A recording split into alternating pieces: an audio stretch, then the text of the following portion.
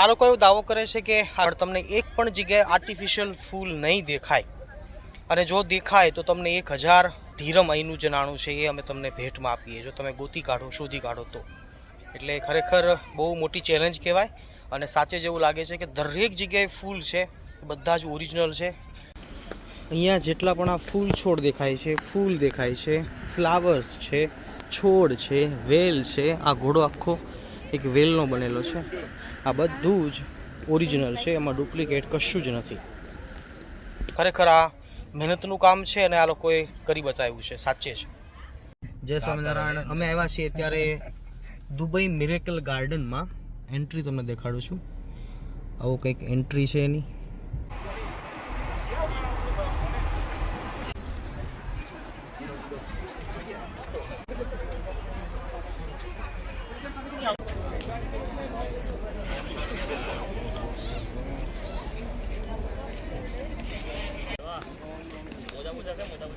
એટલા પ્રકારના અહીંયા ફૂલ છોડ છે કે ન પૂછો વાત.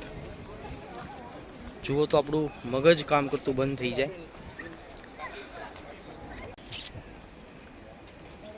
ખરેખર મિરેકલ જેવું જ લાગે છે. વાહ, હા હા હા હા. આટલા બધા ફૂલ અને છતાં એ પણ બધા પાછા ખીલેલા, બધા તાજા.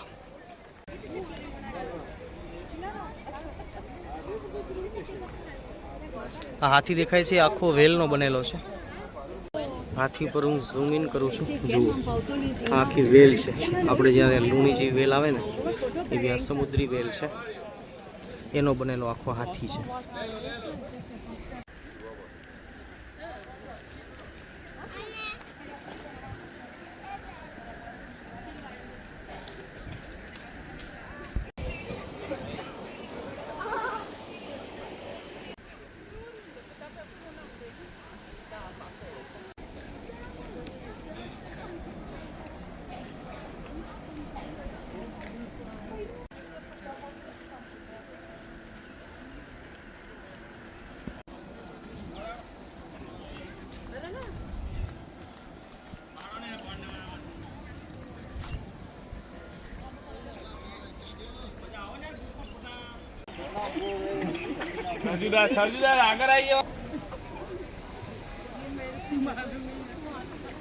અહીંયા દેખાતા તમામ ફૂલ ઓરિજિનલ છે.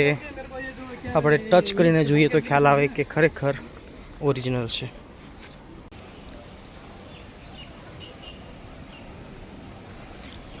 આ કોનો કાર્પસના ઝાડ છે. આપણે ત્યાં કોનો કાર્પસ જે ઇન્ડિયામાં છે, હાલ હવે આપણે એને કાઢવા માંડ્યા છીએ કે ભાઈ આ ઝેરી વૃક્ષ છે, આના ઉપર પંખીઓ પક્ષીઓ માળા નથી કરી શકતા, કાર્બન ડાયોક્સાઇડ વધારે આપે છે એવું કહીને. અહીંયા કોનો કાર્પસ છે એ બગીચાની શોભા છે, અને અહીંયા બેનિફિટ મોટો એ પણ છે કે પક્ષીઓ અહીંયા ઓછા છે, બર્ડ્સ અહીંયા જોવા મળતા નથી, એટલે કોનો કાર્પસ અહીંયા શોભી શકે છે, અહીંયા ગાર્ડનને શોભાવી શકે છે.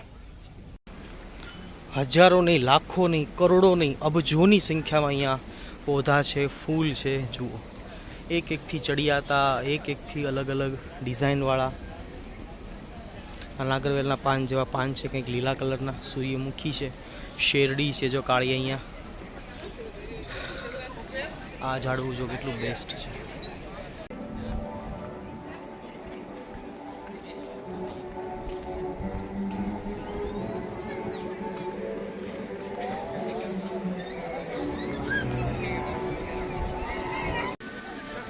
મને તો અહીંયા જોઈને બહુ આનંદ આવે છે.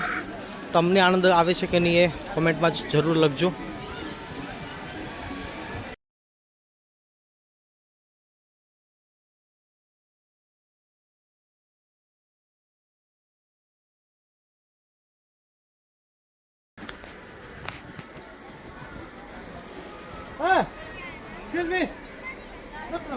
જ્યાં પણ જુઓ ત્યાં બધે જ ફૂલ દેખાય છે. ઉપર જુઓ, નીચે જુઓ, આજુબાજુ જુઓ.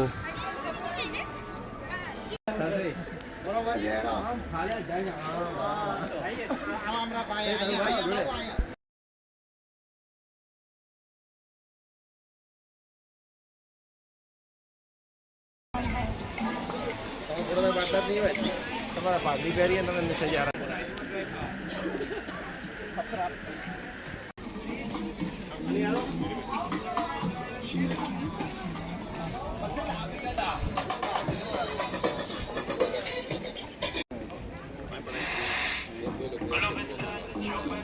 ઓરિજિનલ બાજ છે ભાઈ. વાહ વાહ વાહ.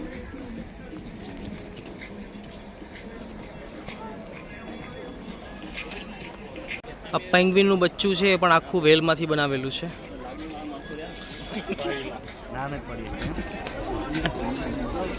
જો આ પ્રકારની વેલ છે લો, અને બધી ઓરિજિનલ છે, એમાં ડુપ્લિકેટ કશું નથી.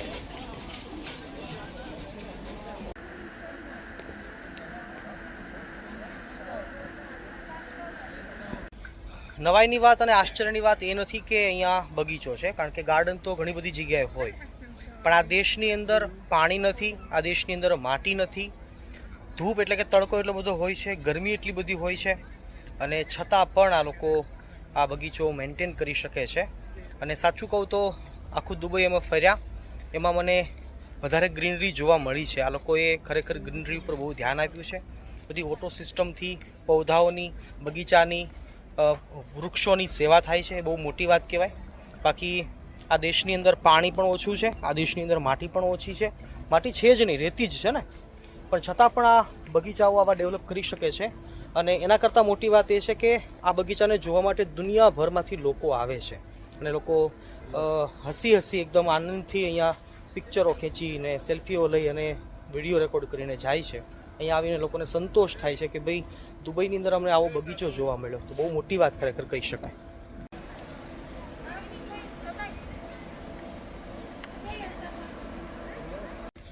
દુબઈના લોકોનું કહેવું એવું છે, એની સરકારનું કહેવું એવું છે કે અમારી પાસે અહીંયા બધી જ બેસ્ટથી પણ બેસ્ટ વસ્તુ તમને જોવા મળશે. અને આ બગીચો જોતાં મને ખરેખર એવું લાગે છે કે વાત સાચી છે. અહીંયા બગીચો છે પણ ફૂલછોડ છે, પણ બેસ્ટ કરતાં પણ બેસ્ટ ક્વોલિટીના છે. આ લોકો મેન્ટેન કેવી રીતે કરતા હશે અને કેવી રીતે આ લોકો આને સજાવ્યું છે, ખરેખર એ મગજ કામ આપણું ના કરી શકે. આ પાછળ આખું પ્લેન બનાવેલું છે, એ પ્લેન આખું ફ્લાવર્સનું છે, ફૂલડાઓનું છે.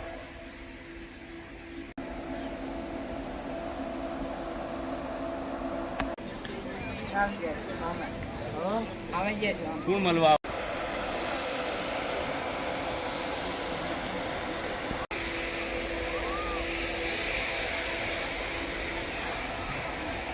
આખું પ્લેન અહીંયા મૂકી દીધું છે આ લોકોએ.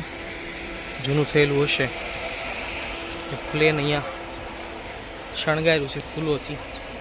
એમિરેટ્સ.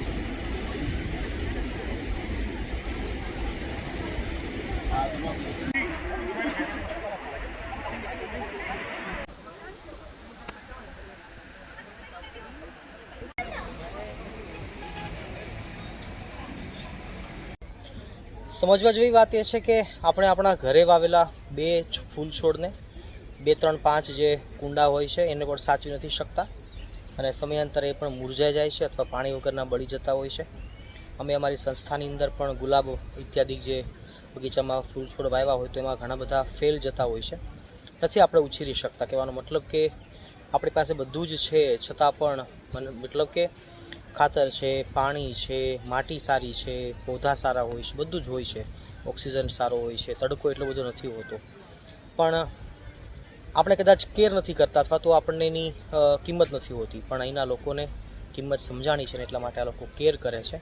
એક પણ પૌધો અહીંયા સુકાયેલો જોવા નથી મળતો, એક પણ પૌધો અહીંયા આપણે મુરઝાયેલો જોવા નથી મળતો. બધા જ ફ્રેશ હોય છે, અને ઓલવેઝ 360 and 24/7 અહીંયા તમને ફ્રેશ પૌધા જોવા મળતા હોય છે. ખરેખર જોવા જેવી આ વસ્તુ છે. અનેક ફૂલડાઓમાં આપણે હજારી ગલગોટો અહીંયા પહોંચી ગયો છે ભાઈ. ઇન્ડિયાથી હજારી ગલગોટો.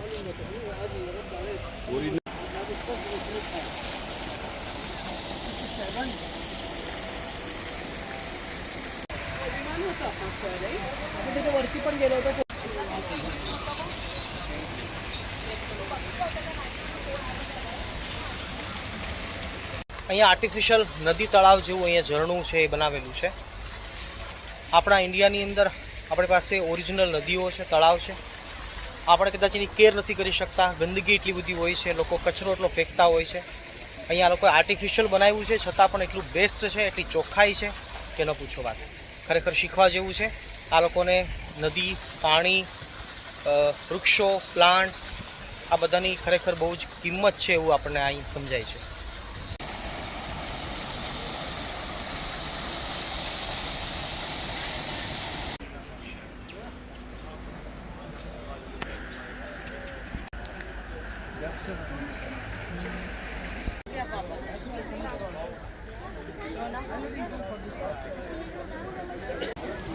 મિરેકલ ગાર્ડનની અંદર અનેક શ્રેષ્ઠ વસ્તુઓમાં એક આ મને એક પણ લાગી.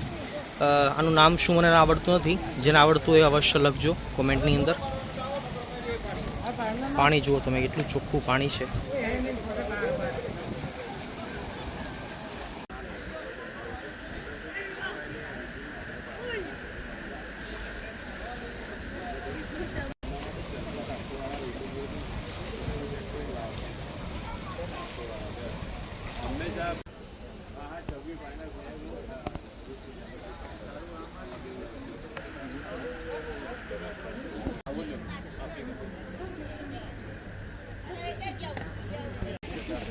મારા બાપાની પ્રોપર્ટી है ना કે आई जी अरे शौक नहीं तो कोई गाड़ी कितना ले ऐसी वो बगैर ये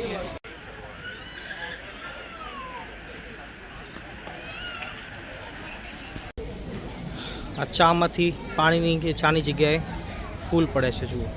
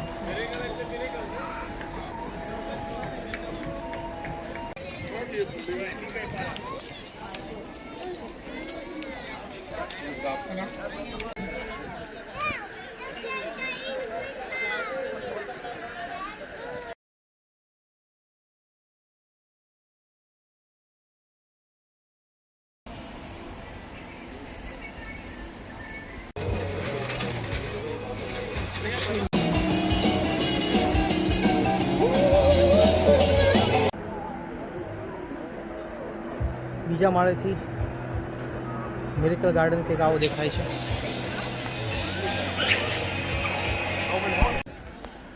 એક માળ ઉપરથી મિરેકલ ગાર્ડન કંઈક આવો લાગે છે.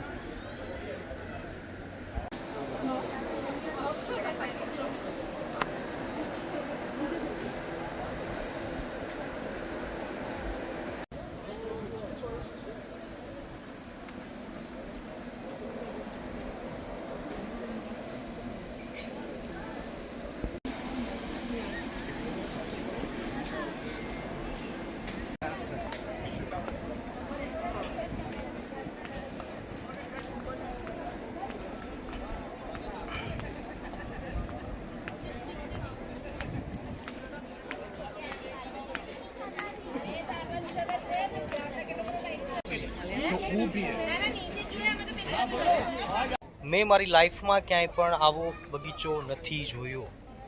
Unbelievable, best of the best, બહુ જ સરસ.